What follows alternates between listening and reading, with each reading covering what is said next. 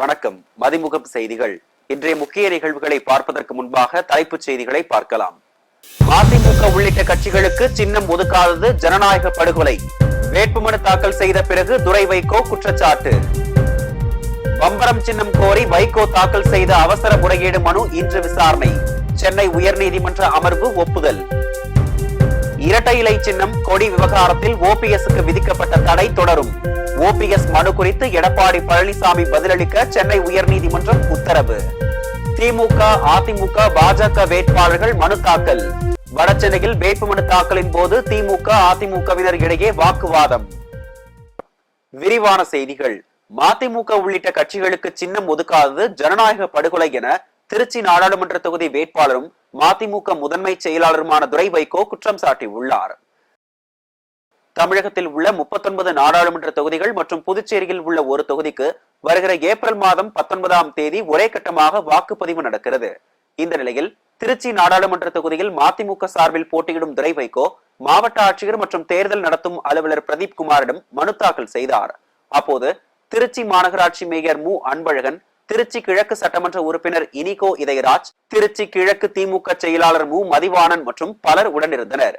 வேட்புமனு தாக்கல் செய்த பின்னர் செய்தியாளர்களிடம் பேசிய துரை வைகோ, பாஜக கூட்டணியில் இருக்கும் கட்சிகளுக்கு தேர்தல் ஆணையம் சின்னம் ஒதுக்கி உள்ளதாகவும், ஆனால் திமுக கூட்டணியில் அங்கம் வைக்கும் மதிமுக உள்ளிட்ட கட்சிகளுக்கு சின்னம் ஒதுக்காதது ஜனநாயக படுகொலை எனவும் குற்றம் சாட்டினார். மேலும் வருமான வரித்துறை, அமலாக்கத்துறை போல தேர்தல் ஆணையமும் பாஜகவிற்கு ஆதரவாகத்தான் இருப்பதாக தெரிவித்தார். எலெக்ஷன் கமிஷன் சேர்த்துக்கலாம், எல்லாமே ஒன்றிய பாஜக அரசுடைய கட்டுப்பாட்டுக்குள்ள இருக்கு. ஏன் எங்களை விட்டுருங்க, நீங்க நாம் தமிழர் இருக்கிறாங்க, நியாயப்படி அவங்களுக்கு உண்டான சின்னத்தை அவங்க கொடுத்துருக்கணும். அது மிகப்பெரிய ஒரு ஜனநாயக படுகொலைன்னு நான் சொல்லுவேன். நாம் தமிழர் மாதிரி எங்களுக்கு விடுதலை சிறுத்தைகள் இயக்கத்துக்கு எங்களுக்கு முறையான ஒரு இது கொடுக்கல. நாங்கள் ஹைகோர்ட் சென்னை உயர்நீதிமன்றத்தில் நாங்கள் இது வழக்க போட்டு 2 வாரத்துக்குள்ள ரிப்ளை கொடுக்கணும்னு சொல்லியிருக்காங்க. நாளைக்கு தான் இறுதி நாள். இது வரைக்கும் எங்களுக்கு அவங்க கிட்ட இருந்து எந்த இது வரல. அப்படி இருந்தாலும் நம்பிக்கையோட நாங்கள் இருக்கிறோம். பம்பரம் சின்னம் ஒதுக்க தேர்தல் ஆணையத்திற்கு உத்தரவிட கோரி மதிமுக பொதுச் செயலாளர் துரை வைகோ தாக்கல் செய்த அவசர முறையீடு மனு இன்று விசாரிக்கப்படும் என சென்னை உயர்நீதிமன்றம் தெரிவித்துள்ளது.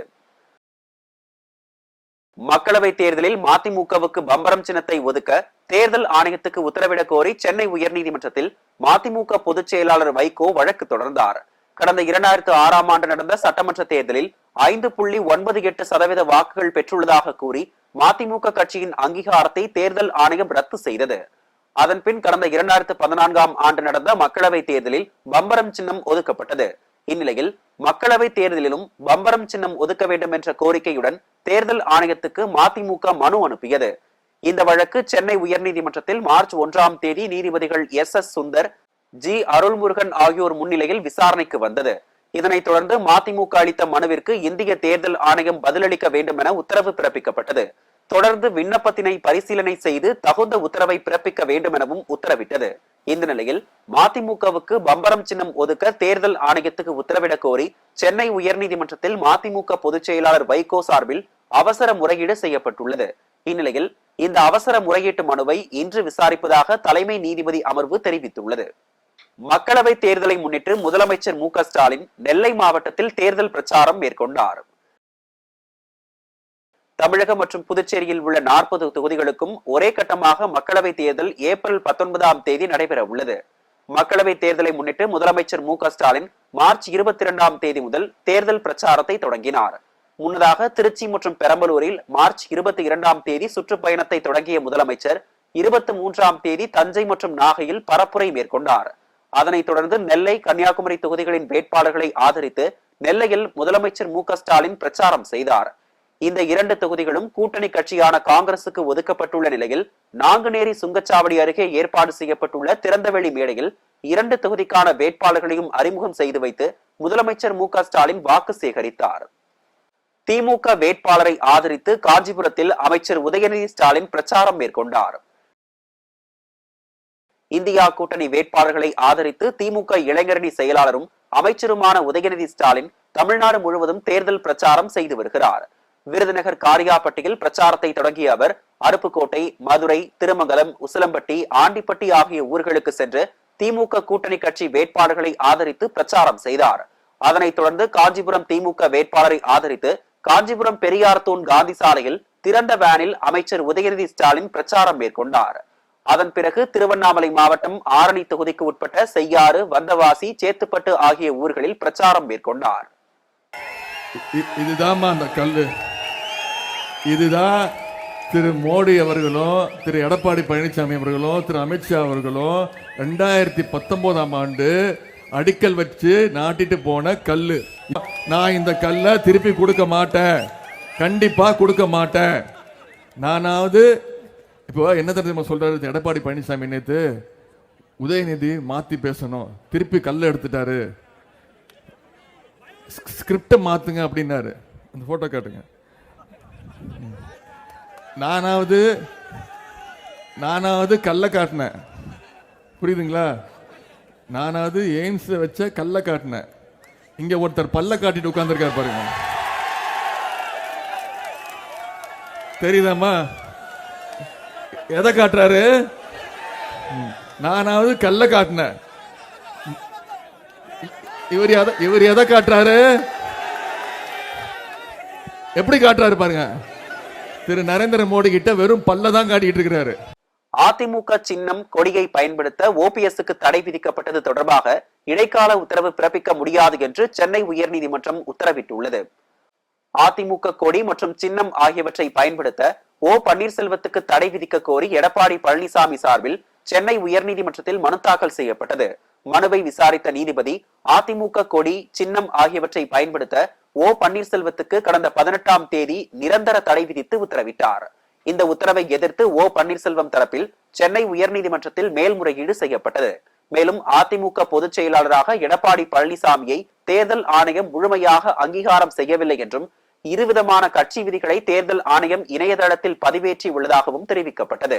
எனவே தனி நீதிபதியின் உத்தரவை ரத்து செய்ய வேண்டுமென மேல்முறையீட்டு மனுவில் ஓபிஎஸ் தெரிவித்துள்ளார். இந்த மனு நீதிபதிகள் ஆர் சுப்பிரமணியன், ஆர் சக்திவேல் அமர்வில் இன்று விசாரணைக்கு வந்தபோது அதிமுகவின் பெயர், கொடி மற்றும் சின்னம் ஆகியவற்றை பயன்படுத்த தடை விதித்த தனி நீதிபதியின் உத்தரவுக்கு எந்த இடைக்கால உத்தரவும் பிறப்பிக்க முடியாது என நீதிபதிகள் உத்தரவிட்டனர். மேலும் இந்த மேல்முறையீட்டு வழக்கை ஜூன் 10ஆம் தேதிக்கு ஒத்திவைத்த நீதிபதிகள் இரட்டை இலை சின்னத்தை தரக்கோரி தேர்தல் ஆணையத்தை ஓபிஎஸ் அணுக எந்த தடையும் இல்லை எனவும் தெரிவித்தனர். அதிமுகவின் பெயர், கொடி, சின்னம், லெட்டர் பேட் ஆகியவற்றை பயன்படுத்த தடை விதிக்கப்பட்டதை எதிர்த்து ஓ பன்னீர்செல்வம் தொடர்ந்த வழக்கில் எடப்பாடி பழனிசாமி பதிலளிக்க வேண்டும் என நீதிபதிகள் உத்தரவிட்டுள்ளனர். திமுக, அதிமுக, பாஜக உள்ளிட்ட முக்கிய கட்சிகளின் வேட்பாளர்கள் வேட்புமனு தாக்கல் செய்தனர். தமிழகத்தில் மக்களவை தேர்தல் வாக்குப்பதிவு ஏப்ரல் 19ஆம் தேதி நடைபெறுகிறது. தேர்தலில் போட்டியிட வேட்புமனு தாக்கல் 20ஆம் தேதி தொடங்கிய நிலையில் வேட்புமனு தாக்கல் செய்ய 27ஆம் தேதி கடைசி நாள் என தெரிவிக்கப்பட்டுள்ளது. இந்த நிலையில் மக்களவை தேர்தலில் போட்டியிடும் திமுக, அதிமுக, பாஜக உள்ளிட்ட முக்கிய கட்சிகளின் வேட்பாளர்கள் வேட்புமனுக்களை தாக்கல் செய்தனர். ஸ்ரீபெரும்புதூர் மக்களவை தொகுதியில் போட்டியிடும் திமுக பொருளாளர் TR பாலு செங்கல்பட்டு மாவட்ட ஆட்சியர் அலுவலகத்தில் வேட்புமனுவை தாக்கல் செய்தார். அப்போது அமைச்சர் MRK பன்னீர்செல்வம் உடன் இருந்தார். வடசென்னை தொகுதியில் வேட்புமனு தாக்கல் செய்ய வந்த திமுக வேட்பாளர் கலாநிதி வீராசாமி மற்றும் அதிமுக வேட்பாளர் ராயபுரம் மனோ ஒரே நேரத்தில் வருகை தந்ததால் பரபரப்பு ஏற்பட்டது. அப்போது அமைச்சர் சேகர் பாபு மற்றும் முன்னாள் அமைச்சர் ஜெயக்குமார் இடையே வாக்குவாதம் ஏற்பட்டது. தென் சென்னை தொகுதியில் பாஜக சார்பில் தமிழிசை சவுந்தரராஜன், திமுக சார்பில் தமிழச்சி தங்கபாண்டியன், அதிமுக சார்பில் ஜெயவர்தனன் ஆகியோர் தனது வேட்புமனுக்களை தாக்கல் செய்தனர். அப்போது தமிழச்சி தங்கபாண்டியனும் தமிழிசை சவுந்தரராஜனும் கட்டியணைத்து பரஸ்பரம் வாழ்த்து கூறிக்கொண்டனர். ராமநாதபுரம் மக்களவை தொகுதியில் OPS தனது வேட்புமனுவை தாக்கல் செய்தார். தர்மபுரி மக்களவை தொகுதியில் திமுக வேட்பாளர் மணி, பாமக வேட்பாளர் சௌமியா அன்புமணி, அதிமுக வேட்பாளர் அசோகன் ஆகியோர் மாவட்ட ஆட்சியர் அலுவலகத்தில் தனது வேட்புமனுவை தாக்கல் செய்தனர். விருதுநகர் தொகுதியில் அதிமுக கூட்டணி சார்பில் போட்டியிடும் தேமுதிக வேட்பாளர் விஜயபிரபாகரன் தேர்தல் நடத்தும் அலுவலரிடம் வேட்புமனு தாக்கல் செய்தார். விளவங்கோடு இடைத்தேர்தல் மற்றும் மக்களவை தேர்தலுக்கான வேட்பாளர் பட்டியலை காங்கிரஸ் வெளியிட்டுள்ளது. திமுக கூட்டணியில் போட்டியிடும் காங்கிரசுக்கு தமிழகத்தில் 9 தொகுதிகளும் புதுச்சேரியும் ஒதுக்கப்பட்டது. முதல் கட்டமாக கடந்த சனிக்கிழமை புதுச்சேரி மற்றும் தமிழகத்தின் 7 தொகுதிக்கான வேட்பாளர்கள் பெயர் வெளியிடப்பட்டது. திருநெல்வேலி, மயிலாடுதுறை மக்களவை தொகுதி மற்றும் விளவங்கோடு இடைத்தேர்தலுக்கான வேட்பாளர்கள் யார் என்பதில் இழுபறி நீடித்து வந்த நிலையில் தற்போது அறிவிக்கப்பட்டுள்ளது. அதன்படி திருநெல்வேலி நாடாளுமன்ற தொகுதி காங்கிரஸ் வேட்பாளராக ராபர்ட் புரூஸ் அறிவிக்கப்பட்டுள்ளார். அதேபோல் விளவங்கோடு இடைத்தேர்தலில் காங்கிரஸ் வேட்பாளராக தாரகை கட்பட் அறிவிக்கப்பட்டுள்ளார். தமிழகத்தில் 39 தொகுதிகளிலும் திமுக கூட்டணி வெற்றி பெறும் என அமைச்சர் பொன்முடி தெரிவித்துள்ளார். விழுப்புரத்தில் செய்தியாளர்களை சந்தித்த அமைச்சர் பொன்முடி, தமிழகத்தில் 40 மட்டுமின்றி இந்தியா முழுவதும் 400 தொகுதிகளை கைப்பற்றும் நிலையில் இந்தியா கூட்டணி உள்ளதாக தெரிவித்தார். அதிமுக என்ற கட்சி இருக்கிறதா என்பது சந்தேகமாக உள்ளதாக குறிப்பிட்ட அவர், திமுக தனி பலம் கொண்ட கட்சியாக தமிழகத்தில் உள்ளதாக தெரிவித்தார். அதிமுக 6 அணிகளாக செயல்பட்டு வருவதாக விமர்சித்த அவர், திமுகவை எதிர்ப்பவர்கள் எல்லா இடங்களிலும் டெபாசிட்டை இழப்பார்கள் என தெரிவித்தார். 10ஆம் வகுப்பு பொதுத் தேர்வு எழுதும் மாணவர்களுக்கு முதலமைச்சர் மு.க.ஸ்டாலின் வாழ்த்து தெரிவித்துள்ளார். தமிழ்நாடு மற்றும் புதுச்சேரியில் இன்று 10ஆம் வகுப்பு பொதுத் தேர்வு தொடங்கி ஏப்ரல் 8ஆம் தேதி வரை நடைபெற உள்ளது. 12,616 பள்ளிகளைச் சேர்ந்த 9.38 லட்சம் மாணவ மாணவிகள் தேர்வு எழுத உள்ளனர். இதில் தனி தேர்வர்கள் 28,000 பேரும் 235 சிறை கைதிகளும் தேர்வு எழுத உள்ளனர். தேர்வு மையங்களில் முறைகேடுகளில் ஈடுபடுபவர்களை பிடிக்க 4,591 பறக்கும் படைகள் அமைக்கப்பட்டுள்ளது. அதேபோல் மாவட்ட ஆட்சியர், முதன்மை கல்வி அலுவலர், வருவாய்த்துறை அதிகாரிகள் தலைமையிலும் சிறப்பு கண்காணிப்பு குழுக்கள் ஏற்படுத்தப்பட்டுள்ளது. இந்நிலையில் 10ஆம் வகுப்பு தேர்வு எழுதவுள்ள மாணவ மாணவிகளுக்கு முதலமைச்சர் மு.க.ஸ்டாலின் தனது வாழ்த்துக்களை தெரிவித்துள்ளார். இது தொடர்பாக அவர் வெளியிட்டுள்ள பதிவில், பொது தேர்வில் நம்பிக்கையோடு எழுதி வெற்றி பெறுங்கள் என வாழ்த்து தெரிவித்துள்ளார். திருவள்ளூர் மாவட்டம் சோழவரம் அருகே 1 மாத குழந்தையை கொலை செய்து நாடகமாடிய தாயை காவல்துறையினர் கைது செய்துள்ளனர். திருவள்ளூர் மாவட்டம் விஜயநல்லூர் பகுதியில் வசித்து வரும் ரமேஷ், சத்யா தம்பதிக்கு 1 மாதத்திற்கு முன் ஆண் குழந்தை பிறந்துள்ளது. நேற்று குழந்தையை காணவில்லை என அலறி துடித்துள்ளார். பின் உறவினர்கள் குழந்தையை தேடிய போது அருகில் உள்ள கிணற்றில் குழந்தை சடலமாக மீட்கப்பட்டுள்ளது. தகவல் அறிந்து வந்த காவல்துறையினர் ஆய்வு செய்ததில் சத்யா குழந்தையை கிணற்றில் வீசிய சிசிடிவி காட்சி கிடைத்துள்ளது. இதுகுறித்து சத்யாவிடம் விசாரணை மேற்கொண்டதில் குழந்தை குறை மாதத்தில் பிறந்ததால் கிணற்றில் வீசி கொலை செய்ததை ஒப்புக்கொண்டுள்ளார். இதனையடுத்து சத்யாவை கைது செய்து விசாரணை மேற்கொண்டு வருகின்றனர். கொடைக்கானலில் பங்குனி உத்திரத்தை முன்னிட்டு முருகனுக்கு 1000க்கும் மேற்பட்ட பக்தர்கள் கலந்து கொண்டு காவடி எடுத்து சிறப்பு வழிபாடு செய்தனர். திண்டுக்கல் மாவட்டம் கொடைக்கானலில் பங்குனி உத்திரத்தை முன்னிட்டு குறிஞ்சி ஆண்டவர் கோவில் முருகனுக்கு காவடி எடுக்கும் நிகழ்ச்சி நடைபெற்றது. நாயுடுபுரம் விநாயகர் கோவில் பகுதியில் இருந்து ஊர்வலமாக அப்சர்வேட்டரி, மூஞ்சிக்கல், பாம்பார்புரம், அண்ணாநகர், டிப்போ உள்ளிட்ட பல்வேறு பகுதிகளில் இருந்து 1000க்கும் மேற்பட்டோர் ஊர்வலமாக காவடி எடுத்து வந்தனர். இதனைத் தொடர்ந்து குறிஞ்சிமலை முருகனுக்கு சிறப்பு வழிபாடு நடத்தப்பட்டு பக்தர்களுக்கு அன்னதானமும் வழங்கப்பட்டது. வான வேடிக்கைகள் மற்றும் கடவுள்களின் உருவங்களில் நடனம் உள்ளிட்டவை அனைவரின் கவனத்தையும் ஈர்த்தது. இந்த காவடி நிகழ்ச்சியை பொதுமக்கள் மற்றும் சுற்றுலா பயணிகள் கண்டு மகிழ்ந்தனர். பல்வேறு மாவட்டங்களில் நடைபெற்ற நிகழ்வுகளை களத்தில் மதிமுகம் பகுதியில் தற்போது பார்க்கலாம்.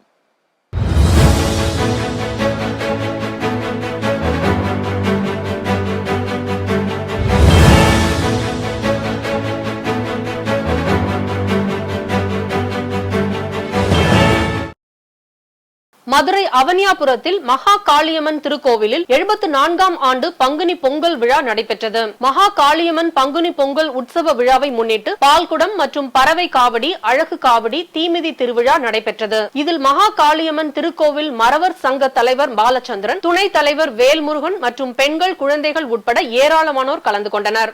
அக்னி சட்டி, நாளை அன்னதான விழா, நாளை மறுநாள் முளைப்பாரி திருவிழா, அதனைத் தொடர்ந்து பட்டிமன்றம், வெள்ளிக்கிழமை 29ஆம் தேதி மாபெரும் குத்துவிளக்கு பூஜை நடைபெறும்.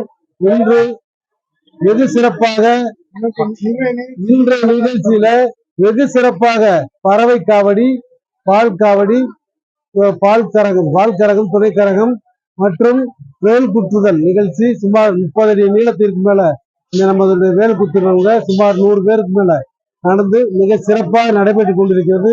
நமது ஸ்ரீ மகாகாளியம்மன் அம்மனின் திருவருள் நமது சமூக மக்களுக்கும் நமது பொதுமக்களுக்கும் இனிதே அருள் பெற அன்புடன் நன்றியுடன் தெரிவித்துள்ளேன்.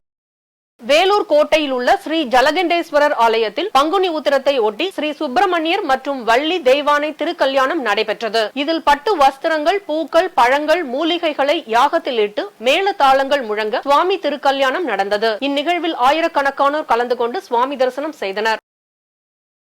புதுச்சேரி கிருமாம்பாக்கத்தை சேர்ந்தவர் ராமதாசு என்பவர் பாராளுமன்ற தேர்தலில் போட்டியிட சுயேட்சையாக வேட்புமனு தாக்கல் செய்தார். அப்போது தமிழ்நாட்டில் மட்டுமே 10 ரூபாய் நாணயம் வழங்கப்படுவதாகவும் புதுச்சேரியில் 10 ரூபாய் நாணயம் செல்லாது என்று வியாபாரிகள் வாங்க மறுப்பதாக குற்றம் சாட்டினார். இது குறித்து விழிப்புணர்வு ஏற்படுத்தும் வகையில் சுயேட்சை வேட்பாளர் ராமதாசு வேட்புமனு டெபாசிட் தொகையை 12,500 ரூபாய் முழுவதும் 10 ரூபாய் நாணயங்களை கொடுத்து வேட்புமனுவை தாக்கல் செய்தார்.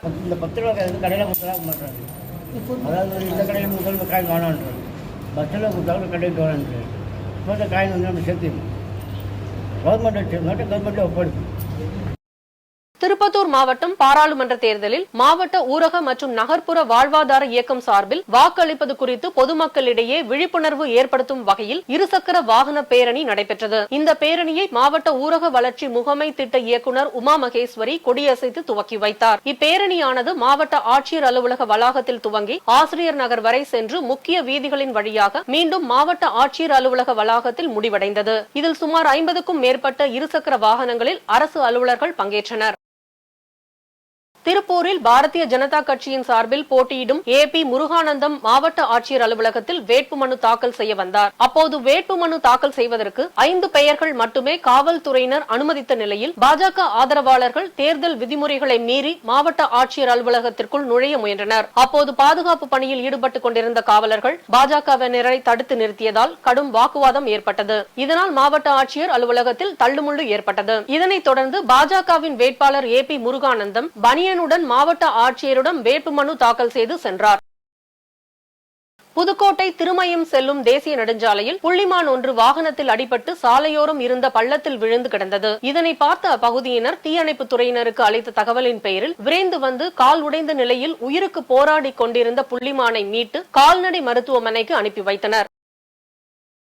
சென்னை ஜெருசலம் பொறியியல் கல்லூரியின் 29ஆம் ஆண்டு விளையாட்டு விழா வெகு சிறப்பாக கொண்டாடப்பட்டது. இந்த நிகழ்ச்சிக்கு சிறப்பு விருந்தினராக தமிழ்நாடு கிரிக்கெட் அணியின் பயிற்சியாளரும் மற்றும் இந்திய கிரிக்கெட் அணியின் முன்னாள் விளையாட்டு வீரர் லட்சுமிபதி பாலாஜி கலந்து கொண்டு பல்வேறு போட்டிகளில் வெற்றி பெற்றவர்களுக்கு பரிசுகள் வழங்கி சிறப்புரையாற்றினார். இந்நிகழ்ச்சிக்கு கல்லூரியின் தலைவர் மாலா, செயலாளர் திரு மணிகண்டன், அறக்கட்டளை உறுப்பினர் செல்வி ரக்ஷனா, முதல்வர் முனைவர் எஸ் ரமேஷ், பல்வேறு துறை தலைவர்கள் மற்றும் ஆசிரியர்கள் கலந்து கொண்டனர்.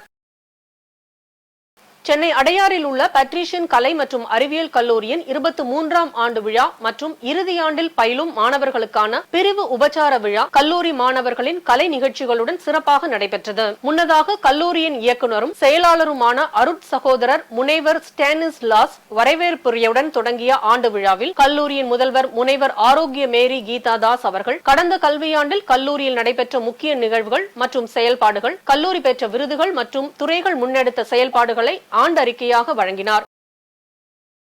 மக்களவை தேர்தல் பற்றிய விழிப்புணர்வு ஏற்படுத்தும் வகையில் சென்னை மெரினா கடற்கரையில் மாற்றுத்திறனாளிகள் பங்கேற்ற மிதிவண்டி பேரணி நடைபெற்றது. இந்த பேரணியை சென்னை மாவட்ட தேர்தல் அலுவலரும் மற்றும் சென்னை மாவட்ட ஆட்சியர் ராஷ்மி சித்தார்த் ஜெகடே ஆகியோர் தொடங்கி வைத்தனர். இந்த பேரணியில் 300க்கும் மேற்பட்ட மாற்றுத்திறனாளிகள் கலந்து கொண்டனர். அப்போது பேசிய சென்னை மாவட்ட தேர்தல் அலுவலர் ராதாகிருஷ்ணன், அனைத்து வாக்குச்சாவடிகளிலும் மாற்றுத்திறனாளிகள் ஏதுவாக வந்து செல்ல அனைத்து நடவடிக்கையும் மேற்கொள்ளப்படும் என உறுதியளித்தார்.